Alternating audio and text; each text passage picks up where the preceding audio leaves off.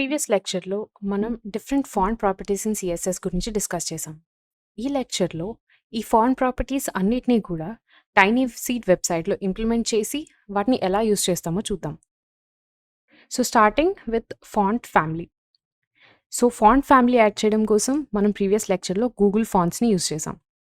So, in case మనకి ఏదైనా ఒక వెబ్‌సైట్ నుంచి ఆ పర్టిక్యులర్ ఫాంట్ ఫ్యామిలీ మన వెబ్‌సైట్‌లో రీక్రియేట్ చేయాలి అనుకుంటే, దాని ఫాంట్ ఫ్యామిలీ నేమ్ మనం డైరెక్ట్‌గా గూగుల్ ఫాంట్స్‌లో సెర్చ్ చేయొచ్చు. ఇన్ కేస్ మీకు ఆ ఫాంట్ ఫ్యామిలీ నేమ్ తెలియకపోయినా, దాని మీద రైట్ క్లిక్ చేసి ఇన్స్పెక్ట్‌కెళ్తే, మనకి హెచ్‌టీఎంఎల్ అండ్ సీఎస్ఎస్ ప్రాపర్టీస్ కనిపిస్తాయి. సో, ఆ ఎలిమెంట్‌ని మనం సెలెక్ట్ చేసి, ఆ సీఎస్ఎస్ ప్రాపర్టీస్‌ని స్క్రోల్ చేస్తే మనకి దాని ఫాంట్ ఫ్యామిలీ అనేది కనిపిస్తుంది. సో, ఈ కేస్‌లో ఫాంట్ ఫ్యామిలీ ఇన్‌కాన్సొలేటా. సో, ఇక్కడ దీన్ని కాపీ చేసి గూగుల్ ఫాంట్స్‌లో సెర్చ్ చేస్తే దేర్ యూ గో. సో, హెడర్‌లో ఉండే యాంకర్ ట్యాగ్స్‌కి అండ్ మనం క్రియేట్ చేసిన ఈ అదర్ కాంపోనెంట్‌కి సో, హెడర్‌లో ఉండే యాంకర్ ట్యాగ్స్‌కి అండ్ బటన్‌కి మనం ఈ పర్టిక్యులర్ ఫాంట్ ఫ్యామిలీ అనేది యూజ్ చేస్తాం. సో, దీంట్లో మనం ఎంత ఫాంట్ వెయిట్ ఉండాలో డిసైడ్ చేసుకోవాలి. సో, ఈ కేస్‌లో 200-300 ఇస్ గుడ్ కదా! సో, 300 మీద సెలెక్ట్ చేస్తే అది సెలెక్ట్ అవుతుంది. అండ్ ఈ లింక్ ట్యాగ్స్‌ని మనం కాపీ చేసి మనం క్రియేట్ చేసిన హెచ్‌టీఎంఎల్ ఫైల్‌లో హెడ్ ఎలిమెంట్‌లో యాడ్ చేయాలి. సో, ఇక్కడ ఫర్ గూగుల్ ఫాంట్స్ అనే కమెంట్ యాడ్ చేసి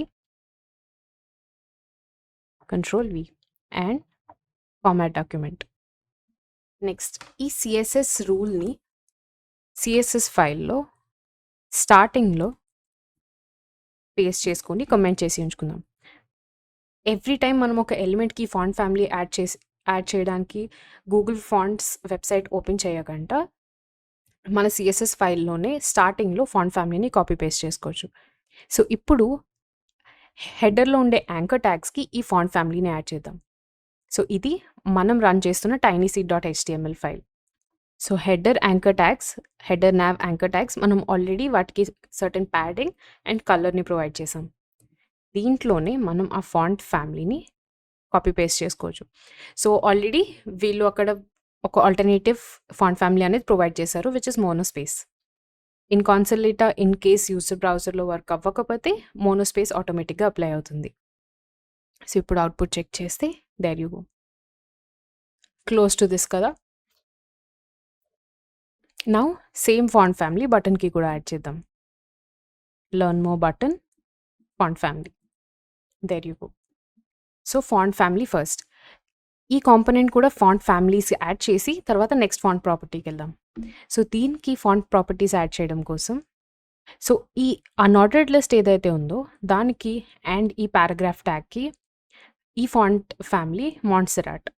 సో, సిన్స్ నాకు ఆల్రెడీ ఆ ఫాంట్ ఫ్యామిలీ ఏంటిదో ఫెమిలియరైజ్ కాబట్టి నేను డైరెక్ట్‌గా నేమ్ సెర్చ్ చేస్తున్నాను. అండ్ దీంట్లో మనకు కావాల్సిన font weights let's say 400 and around 600, 400 which is regular and around 500.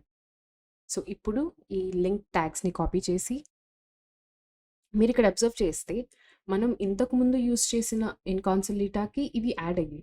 So, ఇది రిమూవ్ చేయడం కోసం ఐదర్ మీరు ఈ లింక్ ట్యాగ్స్‌ని పాత లింక్ ట్యాగ్స్ ప్లేస్‌లో కంప్లీట్ రిప్లేస్ చేయొచ్చు ఆర్ వన్స్ మీరు ఒక ఫాంట్ ఫ్యామిలీ యాడ్ చేసిన తర్వాత దీన్ని రిమూవ్ చేసేయొచ్చు. సో, ఇప్పుడు ఓన్లీ మాంట్సెరాట్ ఉంటుంది. బట్ అలా చేయడం వల్ల మీరు మల్టిపుల్ లింక్ ట్యాగ్స్‌కి ప్రతి ఫాంట్ ఫ్యామిలీకి ఒక లింక్ ట్యాగ్‌ని యాడ్ చేయాల్సొస్తుంది. సో, సింప్లీ మల్టిపుల్ ఫాంట్ స్టైల్స్‌ని ఒకేసారి యాడ్ చేసి వాటి లింక్ ట్యాగ్స్‌ని హెచ్‌టీఎంఎల్‌లో యాడ్ చేసుకోవచ్చు. సో, ఈ పర్టిక్యులర్ కాంపోనెంట్‌కి ఆర్ ఎలిమెంట్‌కి ఏంటి ఫాంట్ ఫ్యామిలీ ఉందో చూసి అది కూడా గూగుల్ ఫాంట్స్‌లో యాడ్ చేద్దాం. Font family Rooney Web.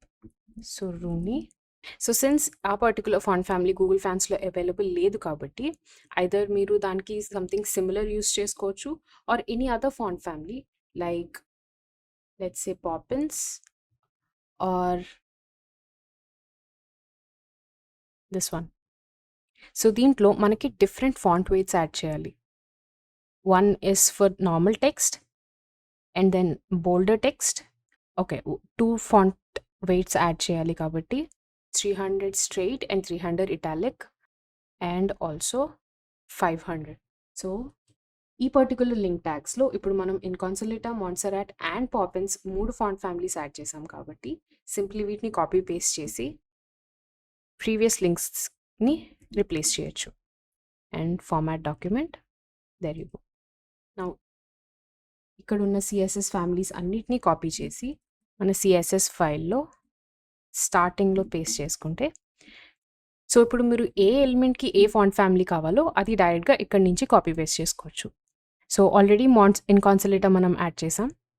So Google fonts close చేసి మనం మాంట్సెరాట్ పారాగ్రాఫ్ ట్యాగ్స్కి యాడ్ చేయాలి. ఫీచర్స్ అనే సెక్షన్లో ఉండే అన్ని పారాగ్రాఫ్ ట్యాగ్స్కి కూడా మాంట్సెరాట్ ఫాంట్ యాడ్ చేయాలి.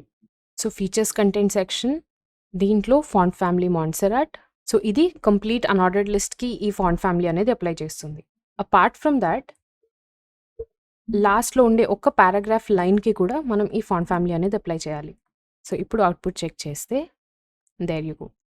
సో అన్ఆర్డర్డ్ లిస్ట్కి అండ్ ఈ పారాగ్రాఫ్కి మాంట్సెరాట్ ఫాంట్ ఫ్యామిలీ అనేది అప్లై అయింది. నౌ ఈ ఫస్ట్ హెడ్డింగ్స్కి మనం పాపిన్స్ అనే ఫాంట్ ఫ్యామిలీ యాడ్ చేస్తున్నాం.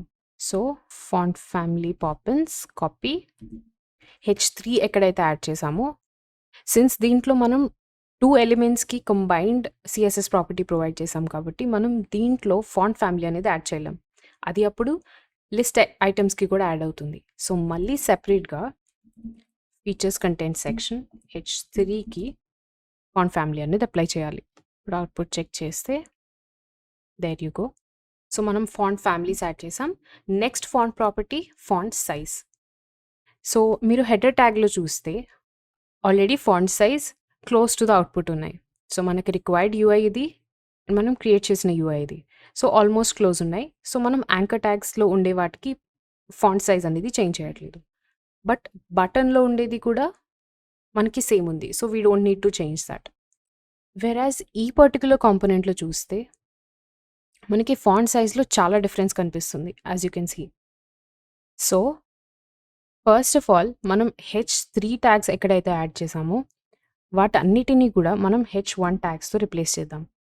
సో దట్ మనం బోత్ సిమాంటిక్ ఎలిమెంట్స్ యూస్ చేస్తున్నాం అండ్ ఆల్సో దాని ఫాంట్ సైజ్ ఇంక్రీజ్ చేస్తున్నాం. అప్పుడు మనం సిఎస్ఎస్లో ఎక్కడైతే H3ని టార్గెట్ చేసామో ఎలిమెంట్ సెలెక్ట్ యూస్ చేసి ఆ ప్లేసెస్ అన్నిట్లో H1కి చేంజ్ చేయాలి. There you go. But still ఇక్కడ ఉండే ఫాంట్ సైజ్కి మనం యాడ్ చేసిన కంటెంట్ ఫాంట్ సైజ్కి చాలా డిఫరెన్స్ ఉంది. సో ఇప్పుడు మనం ఈ పర్టికులర్ H1 ఎలిమెంట్కి ఫాంట్ సైజ్ అడిషనల్గా యాడ్ చేయొచ్చు. బట్ H1 ట్యాగ్ ఏదైతే ఉందో దాన్ని మనం చేంజ్ చేసి పారాగ్రాఫ్ కింద చేయకూడదు. H1 అనేది ఒక semantic element. So because H1 అనేది ఒక సిమాంటిక్ ఎలిమెంట్. మనం ఎప్పుడైతే సిమాంటిక్ ఎలిమెంట్స్ యూస్ చేస్తామో అది అసిస్టివ్ టెక్నాలజీలో ఆర్ స్క్రీన్ రీడింగ్ టెక్నాలజీలో ఆ పర్టికులర్ ఎలిమెంట్కి ఎక్కువ ఇంపార్టెన్స్ ఇస్తుంది. So as far as possible మన వెబ్ పేజ్లో మనం సిమాంటిక్ ఎలిమెంట్స్ ఎక్కువ యూస్ చేయడానికి ట్రై చేయాలి. వేరాజ్ దాన్ని రిక్వైర్డ్ యూఐకి మ్యాచ్ చేయడం కోసం అడిషనల్ సిఎస్ఎస్ ప్రాపర్టీస్ని యూస్ చేయొచ్చు. సో ఈ పర్టికులర్ H1 ట్యాగ్స్కి మనం ఫాంట్ సైజ్ యూస్ చేసి మన డిజైర్డ్ ఫాంట్ సైజ్, సో ఈ H1 ట్యాగ్స్కి మనం ఫాంట్ సైజ్ ఇంక్రీజ్ చేసి యూఐతో మ్యాచ్ చేయొచ్చు. సో H1 ఎక్కడైతే మనం ఫాంట్ ఫ్యామిలీ యాడ్ చేసామో అక్కడ font size let's say 2 rem. Output check చేస్తే మచ్ బెటర్ కదా.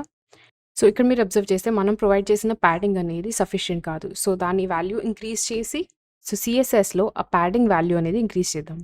కంటెంట్ సెక్షన్కి 5 rem, top and bottom 0, but left padding అనేది లెట్స్ సే 10 rem ఆర్ 15 rem ఆర్ 20 rem. ఇప్పుడు మీరు మ్యాచ్ చేస్తే మీకు ఆ కంపారిజన్ ఫాంట్ సైజ్ కంపారిజన్ అనేది అర్థమవుతుంది కదా. So 3 lines and 2 lines, 3 lines and 2 lines. Now even for unordered list మనకి ప్యాడింగ్ లెఫ్ట్ ప్రాపర్టీ అనేది యాడ్ చేయాలి. సో ఇక్కడ మీరు డిఫరెన్స్ చూస్తున్నారు కదా, heading and unordered list start అయ్యే లైన్స్ సెపరేట్ ఉన్నాయి. సో వీటికి డిఫరెంట్ ప్యాడింగ్ ప్రాపర్టీస్ యాడ్ చేయాలి. సో ఇప్పుడు అన్ఆర్డర్డ్ లిస్ట్కి ప్యాడింగ్ లెఫ్ట్ ప్రాపర్టీ, అన్ఆర్డర్డ్ లిస్ట్కి padding left let's say 5 rem. There you go. దీనికి కూడా మనం ఫాంట్ సైజ్ ఇంక్రీజ్ చేద్దాం to 1.5 rem or 1.2 rem. Much better kada. There you go. So font ప్రాపర్టీస్లో మనం డిస్కస్ చేసిన next property font weight. So మీరు ఇక్కడ హెడ్డింగ్ ట్యాగ్స్లో అబ్జర్వ్ చేస్తే ఓన్లీ ఈ 3 or 4 వర్డ్స్కి స్ట్రాంగర్ ఫాంట్ ఉంది అండ్ మిగతా అన్ని బోల్డర్ ఫాంట్ ఉంది అండ్ మిగతా అన్నీ కూడా నార్మల్ ఫాంట్ వెయిట్లో ఉన్నాయి. సో ఓన్లీ ఈ 4 వర్డ్స్కి మనం స్ట్రాంగ్ని అప్లై చేయాలి. అంటే H5కి ఫాంట్ వెయిట్ 300 అప్లై చేసి ఈ 4 వర్డ్స్ని మాత్రం, సో మనం మార్కింగ్ అప్ టెక్స్ట్ సెక్షన్లో డిస్కస్ చేసాం HTMLలో. సో ఏదైనా ఒక పర్టికులర్ టెక్స్ట్ని బోల్డ్ చేయడం కోసం మనం స్ట్రాంగ్ ట్యాగ్లో వాటిని ర్యాప్ చేయొచ్చు. Strong tag and paste. ఇప్పుడు అవుట్పుట్ చెక్ చేస్తే నెక్స్ట్ ఈ అన్ఆర్డర్డ్ లిస్ట్కి ఫాంట్ సైజ్ ఇంక్రీజ్ చేస్తాం. సో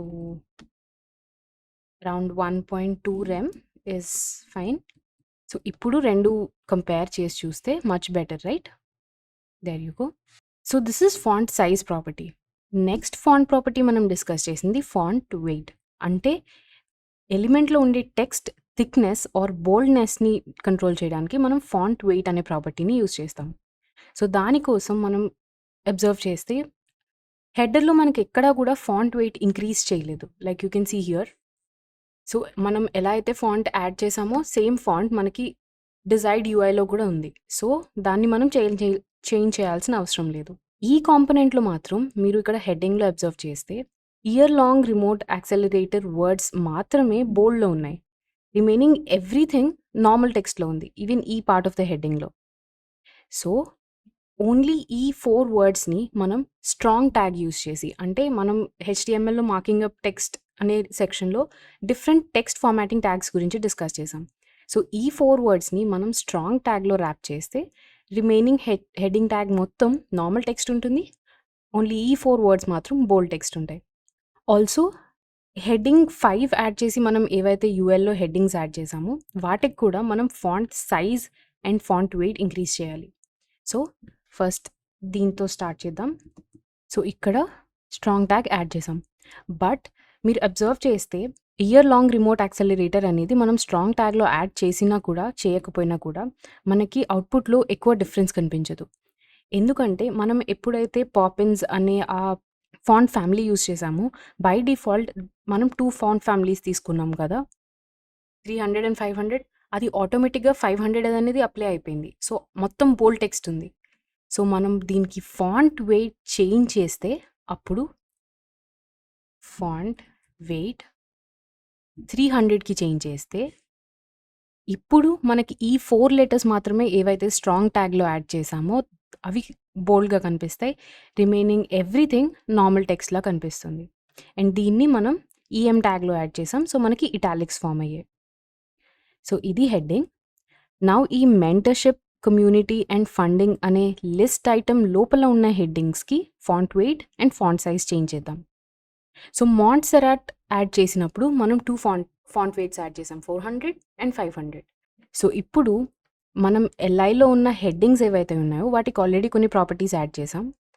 దీనికి 500 అనే ఫాంట్ వెయిట్ యాడ్ చేసి font size let's say around 1 rem. So 1 rem ఇంకా తక్కువ కాబట్టి 1.2 rem మచ్ బెటర్ కదా. సో మీరు అవుట్పుట్ చెక్ చేస్తే much closer to the output కదా. సో ఓన్లీ థింగ్ ఇస్ మనం ఈ ప్యాడింగ్ బాటమ్ ఏదైతే ప్రొవైడ్ చేసామో ఎవ్రీ హెడ్డింగ్కి కిందన దాన్ని స్లైట్లీ ఇంక్రీజ్ చేస్తే మనకి మోర్ క్లోజ్ ఉంటుంది. సో వన్ లాస్ట్ థింగ్, మనం ఏదైతే ఈ ప్రతి హెడ్డింగ్కి కింద ప్యాడింగ్ అప్లై చేసామో అవి స్లైట్లీ ఇంక్రీజ్ చేస్తే మనకి డిజైర్డ్ అవుట్పుట్ అనేది కనిపిస్తుంది. ఆల్సో ఈ లెఫ్ట్ ప్యాడింగ్ ఏదైతే మనం యాడ్ చేసామో ఈ కంప్లీట్ టెక్స్ట్ కంటెంట్కి దాన్ని కూడా స్లైట్లీ ఇంక్రీజ్ చేద్దాం. సో మనం UI డిజైన్ చేసేది ఎప్పుడు కూడా ఈ ట్రయల్ అండ్ ఎర్రర్ బేసిస్ మీదే ఉంటుంది. సో ఇఫ్ మనం ఒక ఆల్రెడీ క్రియేట్ చేసిన వెబ్సైట్ని రీక్రియేట్ చేయడం ఆర్ క్లోన్ చేయడం అంటాం. ఇన్ కేస్ మనం ఒక వెబ్సైట్ని క్లోన్ చేస్తూ ఉంటే దాన్ని డిజైర్డ్ అవుట్పుట్కి తీసుకురావడం కోసం ఈ ట్రయల్ అండ్ ఎర్రర్ మెథడ్ని ఫాలో అవుతాం. లేదు మనం ఓన్గా ఒక వెబ్సైట్ క్రియేట్ చేస్తే అప్పుడు మనకి నచ్చిన వాల్యూస్ని అక్కడ యూజ్ చేయొచ్చు. అండ్ యూజ్ చేసిన తర్వాత కూడా అది మనకి నచ్చినట్టు లేకపోతే మనం మళ్ళీ ఈ ట్రయల్ అండ్ ఎర్రర్ మెథడే చేయాల్సి ఉంటుంది. సో సిఎస్ఎస్ మోస్ట్లీ ఈ ట్రయల్ అండ్ ఎర్రర్ మీద డిపెండ్ అయి ఉంటుంది. సో, మనం వీటికి ప్యాడింగ్ బాటమ్ ఏదైతే ప్రొవైడ్ చేసామో 2 రెమ్ అని, దాన్ని స్లైడ్‌గా ఇంక్రీజ్ చేసి 2.5 చేద్దాం. ఆల్సో ఈ ప్యాడింగ్ లెఫ్ట్ ఏదైతే ప్రొవైడ్ చేసామో మనం ఎంటైర్ ఫీచర్స్ దానికి, ఫీచర్స్ కంటెంట్ సెక్షన్‌కి so 0 rem on the top and bottom, 5 rem on the right side and 20 rem on the left side కదా! సో దీన్ని let's changes to 23 and much better కదా! So ఇది మనం completed. There you go. So ఇక్కడ మీరు ఏదైతే ఈ string type చూస్తున్నారో, గ్రీన్ థ్రెడ్ టైప్, అది కూడా మనకి ఇమేజే. మీరు ఓపెన్ న్యూ ట్యాబ్ చూస్తే దేర్ యూ గో. బట్ ఈ ఇమేజ్‌ని ర్యాండమ్‌గా ఇక్కడ ఎలా ప్లేస్ చేయాలో మనం డౌన్ ద లైన్ పొజిషన్స్ గురించి డిస్కస్ చేసినప్పుడు డిస్కస్ చేద్దాం. సో అప్పుడు మనం ఈ కాంపోనెంట్ కంప్లీట్‌గా ఫినిష్ చేసినట్టు. బట్ ఫర్ నౌ మనం ఫాంట్ ప్రాపర్టీస్ మనం డిస్కస్ చేసిన ఫాంట్ ప్రాపర్టీస్ అన్నీ కూడా మనం ఈ కాంపోనెంట్‌లో ఇన్కార్పొరేట్ చేసాం. Also in the header component. So next లెక్చర్‌లో మనం CSSలో ఉండే డిఫరెంట్ టెక్స్ట్ ప్రాపర్టీస్ గురించి డిస్కస్ చేద్దాం.